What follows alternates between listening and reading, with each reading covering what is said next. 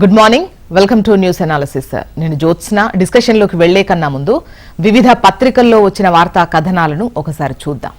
తెలంగాణ వార్తా పేపర్స్ చూసినట్లయితే ముందుగా ఈనాడు.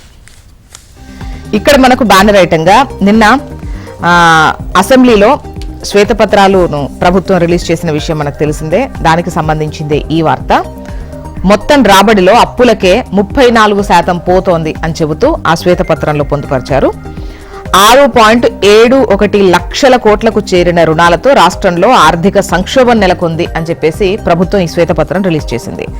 ఆదాయం లేని 5 సంస్థలకు అధిక వడ్డీలతో 1.18 లక్షల కోట్లు తెచ్చారు. రుణాలకు వడ్డీలు అసలు కలిపి చెల్లించింది 2.34 లక్షల కోట్లు. అయినా చెప్పుకోదగ్గ మౌలిక సదుపాయాల కల్పన జరగలేదు. శాసనసభలో ప్రవేశపెట్టిన శ్వేతపత్రంలో ప్రభుత్వం వెల్లడి. రాష్ట్రాన్ని దివాలా తీయించారు. అప్పు కావాలని రోజు ఆర్బీఐ దగ్గర నిలబడాల్సిన పరిస్థితి. కాళేశ్వరానికి 1,00,000 కోట్లు ఖర్చు చేసి 1,00,000 ఎకరాలకు సాగునీరు ఇవ్వలేదు. వాస్తవాలను ప్రజల ముందు ఉంచాం అని చెప్పేసి ఈ శ్వేతపత్రంపై చర్చలో భాగంగా రేవంత్ రెడ్డి అన్నటువంటి మాటలను ఇక్కడ హైలైట్ చేస్తూ రాష్ట్రాన్ని దివాలా తీయించారు అన్నటువంటి హెడ్లైన్ తో ఇచ్చారు. అప్పు తీర్చడానికి అప్పుల అని చెప్పేసి శాసనసభలో ఆర్థిక మంత్రి భట్టి విక్రమార్క ఏదైతే ప్రశ్నించారో దాన్ని ఇక్కడ హైలైట్ చేశారు. మరోవైపు ఈ శ్వేతపత్రాలకు సంబంధించి మాజీ మంత్రి హరీష్ మాట్లాడుతూ లెక్కలన్నీ తప్పుల తడకే అని చెప్పేసి ఆయన అన్నటువంటి విషయాన్ని ఇక్కడ ఇచ్చారు. హామీల నుంచి తప్పించుకునేందుకు సర్కార్ యత్నం. మేం సృష్టించిన ఆస్తుల గురించి ఎందుకు చెప్పరు? శాసనసభలో మాజీ ఆర్థిక మంత్రి హరీష్. ఇక మరోవైపు 33 నేరాల్లో జైలు శిక్ష పెంపు. దేశమంతా 0 FIR. సత్వర న్యాయానికి సమయ నిర్దేశం. హత్యానేరం సెక్షన్ ఇక 101 అంట. మూక హింసకు మరణ దండన. ఆత్మహత్య నేరాల జాబితా నుంచి తొలగింపు. 3 నేర బిల్లులను నిన్న లోక్సభ ఆమోదించింది. దానికి సంబంధించింది ఈ వార్త. ఇక యుద్ధబేరి మోగింది అంటూ టీడీపీ జనసేన మహాకలయిక. వేదికైన యువగలం విజయోత్సవ సభ. నెక్స్ట్ ఆంధ్రజ్యోతి చూద్దాం. ఇక్కడ మనకు బ్యానర్ ఐటంగా నిన్న అసెంబ్లీలో శ్వేతపత్రాన్ని రిలీజ్ చేస్తూ ఇది తెలంగాణ అప్పు అని చెబుతూ వార్తను ఆంధ్రజ్యోతి హైలైట్ చేస్తూ 6,71,757 కోట్లు తెలంగాణ రాష్ట్ర అప్పు. మిగులు రాష్ట్రాన్ని అప్పుల కుప్పగా మార్చిన గత ప్రభుత్వం అంటూ ఈ వార్తను ఆంధ్రజ్యోతి హైలైట్ చేస్తూ బ్యానర్ ఐటంగా ఇచ్చింది. బడ్జెటేతర రుణాలు పేరుకుపోవడమే కారణం. రాష్ట్ర స్థూల ఉత్పత్తిలో 27.8% అప్పులున్నాయని చెప్పేసి వార్తనిచ్చారు. ఇక బీఆర్ఎస్ది ఆర్థిక విధ్వంసం. అసెంబ్లీలో ముఖ్యమంత్రి రేవంత్ రెడ్డి చేసినటువంటి వ్యాఖ్యలు ఇవి. మరోవైపు అయితే ప్రగతి దారులు నిర్మించాం. 2014 కన్నా ముందు జీఎస్డీపీ వృద్ధి రేటు 12% ఉండే. మేము అధికారంలోకి వచ్చాక 150.6% మేర వృద్ధి చెందింది. 35,000 కోట్లు ఇస్తామన్నా మోటార్లకు మీటర్లు పెట్టలేదు. దివాలా దివాలా అంటూ దిక్కుమాలిన ప్రచారం వద్దు అని చెప్పేసి మాజీ మంత్రి హరీష్ ఏదైతే అన్నారో దాన్ని ఇచ్చారు. ఇక రైట్ సైడ్ కనుక చూసినట్లయితే ఆర్థిక అరాజకం అని చెప్పేసి 10 ఏళ్లలో 2 ఫామ్ హౌస్లు తప్ప ఆస్తులు సృష్టించలేదు. ఆర్థిక పరిస్థితిపై వాస్తవ విషయాలు వెల్లడికే శ్వేతపత్రం. విపక్షాలు మాకు శత్రువులు కాదు, ప్రత్యర్థులు మాత్రమే. మిషన్ భగీరథ పైన సమగ్ర విచారణ జరిపిస్తామని చెప్పేసి భట్టి విక్రమార్క అన్నటువంటి మాటలను ఇక్కడ హైలైట్ చేశారు. మరోవైపు తండ్రి కొడుకులు వాడుకొని వదిలేస్తారు అని చెప్పేసి హరీష్. బీఆర్ఎస్ లో ఎంత కష్టపడ్డా లాభం లేదు, మీరు చెప్పేవన్నీ అబద్దాలే అని రాజగోపాల్ అంటే, మీ లెక్క పీసీసీ అధ్యక్ష పదవిని 50 కోట్లకు కొనేవాళ్లం కాదు అని చెప్పేసి హరీష్ రావు మాట్లాడినటువంటి మాటలను ఇక్కడ హైలైట్ చేశారు. ఇక మరోవైపు నిన్న యువగల బహిరంగ సభ ఉంది కదా, దానికి పోటెత్తిన జనం అంటూ దాని హైలైట్ పాయింట్స్ ను ఇక్కడ ఇస్తూ ఆంధ్రజ్యోతి కథనాన్ని ప్రచురించింది. రాజద్రోహం ఇకపై దేశద్రోహం. ప్రభుత్వాన్ని అంటే ఊరుకోం, దేశాన్ని విమర్శిస్తే జైలుకే. ప్రపంచంలోనే అత్యాధునిక న్యాయ వ్యవస్థ. నెక్స్ట్ నమస్తే తెలంగాణ చూద్దాం. నిన్న అసెంబ్లీలో శ్వేతపత్రాల రిలీజ్ కు సంబంధించే వార్తను హైలైట్ చేస్తూ నమస్తే తెలంగాణ బ్యానర్ ఐటమ్ ఇచ్చింది. నిన్న వాడివేడి చర్చ జరిగినటువంటి క్రమంలో ఆర్థికంపై ఇది శ్వేతపత్రం కాదు, ఎగవేత పత్రం అని చెప్పేసి ఈ హెడ్లైన్ తో వార్తనిచ్చారు. ఇటు 6 మంత్రులు శ్రీధరబాబు, భట్టి విక్రమార్క, ఉత్తమ్ కుమార్ రెడ్డి, కొండా సురేఖ, కోమటిరెడ్డి వెంకటరెడ్డి, ముఖ్యమంత్రి రేవంత్ రెడ్డి. అటు ఒకే ఒక్కడు హరీష్. ఇటు కొలువుదీరిన కొత్త ప్రభుత్వం, అధికారుల అండదండలు. అటు విపక్ష స్థానం మాజీ ఆర్థిక మంత్రి. అడుగడుగున అధికార పక్షం అడ్డంకులు, అభ్యంతరాలు. అయితేనేం హరీష్ రావు వేసిన సాధికారత ప్రశ్నలకు ప్రభుత్వం ప్రవేశపెట్టిన శ్వేతపత్రం తెల్లబోయింది అంటూ నమస్తే తెలంగాణ ఈ కథనాన్ని ప్రచురించింది. నిన్న జరిగినటువంటి చర్చకు సంబంధించినటువంటి పాయింట్స్ను హైలైట్ చేసింది. నిరుద్యోగ భృత మేమెప్పుడన్నాం, అసెంబ్లీ సాక్షిగా భట్టి నాలుక మడత.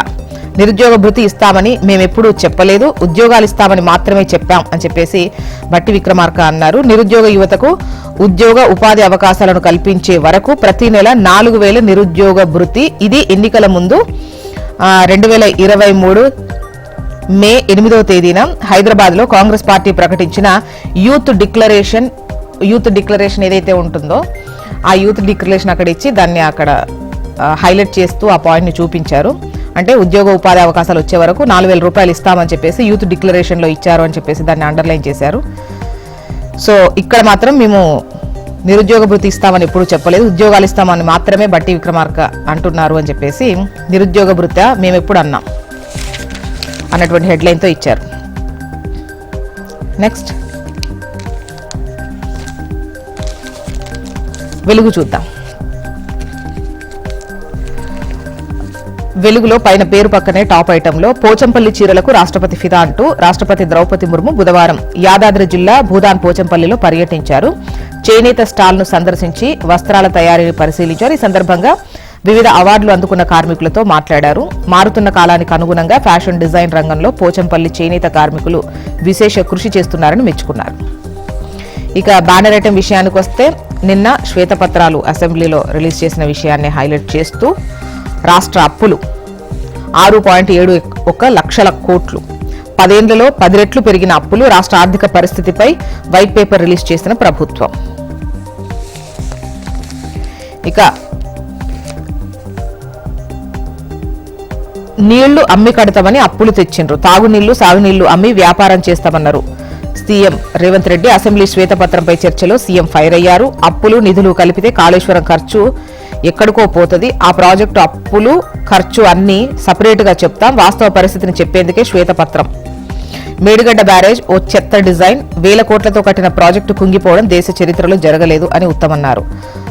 అప్పులు తెచ్చినాం, ఆస్తులు పెంచినాం, రాష్ట్ర ఆర్థిక బలోపేతానికి పునాదులు వేశాం హరీష్. కాళేశ్వరం కింద తెచ్చిన లోన్ డబ్బులు పాలమూరు ప్రాజెక్టుకు వాడినాం. ప్రభుత్వ వైట్ పేపర్ మొత్తం తప్పుల తడక, ఇది శ్వేతపత్రమా లేక హామీల ఎగవేత పత్రమా అని చెప్పేసి మాజీ మంత్రి హరీష్ వ్యాఖ్యలను ఇక్కడ హైలైట్ చేశారు. నెక్స్ట్ హన్స్ ఇండియా చూద్దాం. ఇక్కడ కూడా శ్వేతపత్రానికి సంబంధించిన వార్తని హైలైట్ చేస్తూ Telangana state in deep fiscal crisis, white paper. Telangana struggle for funds on daily basis, Revanth Reddy. Next AP వార్తా విశేషాల్లోకి వెళ్దాం. ఇక్కడ బ్యానర్ ఐటంగా మనకు యుద్ధబేరి అన్నటువంటి హెడ్లైన్తో యువగలం పాదయాత్ర ముగిసిన తర్వాత నిన్న భారీ బహిరంగ సభ నిర్వహించినటువంటి విషయం మనకు తెలిసిందే. దానికి సంబంధించిందే ఈ వార్త. టీడీపీ జనసేన మహాకలయిక, వేదికైన యువగలం విజయోత్సవ సభ, ఉమ్మడి ఎన్నికల శంఖారావంతో దద్దరిల్లిన పోలిపల్లి, లక్షల సంఖ్యలో పోటెత్తిన ఇరు పార్టీల కార్యకర్తలు అంటూ వార్తను హైలైట్ చేశారు. ప్రజా యుద్ధబేరి మోగింది, మహా పోరాటంలో ఆరంభమే అదిరింది. టీడీపీ జనసేన ఉమ్మడి ఎన్నికల శంఖారావంతో విజయనగరం జిల్లా పోలిపల్లి దద్దరిల్లింది. నారా లోకేష్ యువగలం పాదయాత్ర విజయోత్సవ సభ టీడీపీ జనసేన నాయకుల ఐక్యతకు అద్దం పట్టింది అంటూ ఈ వార్తను హైలైట్ చేశారు. 18 నుంచి 30 ఏళ్ల మధ్య ఉన్న యువతకు ఉద్యోగాలు రావాలంటే ఒక్క అడుగు ముందుకేయండి. రాబోయే 100 రోజులు ప్రతి ఒక్కరూ రోజు 1 గంట పాటు సమాజం కోసం ఆలోచించండి. తర్వాత మీ భవిష్యత్తును ఉజ్వలం చేసే బాధ్యత మాది. మీ ఓటు మీ భవిష్యత్తునే కాదు రాష్ట్ర భవిష్యత్తును మారుస్తుంది అని చెప్పేసి నిన్న చంద్రబాబు నాయుడు ఏదైతే మాట్లాడారో దాన్ని ఇక్కడ హైలైట్ చేశారు. మరోవైపు పవన్ కళ్యాణ్, తెలుగుదేశం జనసేన పార్టీ శ్రేణులు నాయకులు ఉమ్మడిగా కలిసిన ఈ క్షణాలు ఏపీ భవిష్యత్తును నిర్దేశించేవి, ఏపీ భవిష్యత్తును బలంగా నిర్మించే క్షణాలు ఇవి. వచ్చే ఎన్నికలను దృష్టిలో పెట్టుకుని జగన్ 80 మంది వరకు ఎమ్మెల్యేలను మార్చబోతున్నారని విన్నాను. మార్చాల్సింది ఎమ్మెల్యేలను కాదు జగన్నే అని చెప్పేసి పవన్ కళ్యాణ్ చేసినటువంటి వ్యాఖ్యలు కూడా ఇక్కడ హైలైట్ చేస్తూ ఈ కథనాన్ని ఇచ్చింది ఈనాడు. నెక్స్ట్ ఆంధ్రజ్యోతి చూద్దాం. సమరశంఖం, నిన్నటి యువగలం పాదయాత్ర విజయోత్సవ సభకు సంబంధించినటువంటి వార్తనే హైలైట్ చేస్తూ ఉత్తరాంధ్ర గడ్డపై టీడీపీ జనసేన గర్జన, దద్దరిల్లిన యువగలం ముగింపు సభ అంటూ ఈ వార్తనిచ్చారు. యుద్ధం మొదలైంది అంటూ. నెక్స్ట్ సాక్షి చూద్దాం. ఆరోగ్యానికి ఆటాబాట 2 ప్రధాన లక్ష్యాలతో బెంచ్ మార్కుల ఆడుదాం ఆంధ్ర, గ్రామీణుల్లో ఆరోగ్యకర జీవనానికి వ్యాయామం, క్రీడల వైపు ప్రోత్సాహం అంటూ ఈ వార్తను హైలైట్ చేశారు. నెక్స్ట్ మొత్తానికి ఇవి ఇవాళ వివిధ పత్రికల్లో వచ్చినటువంటి వార్తా కథనాలు.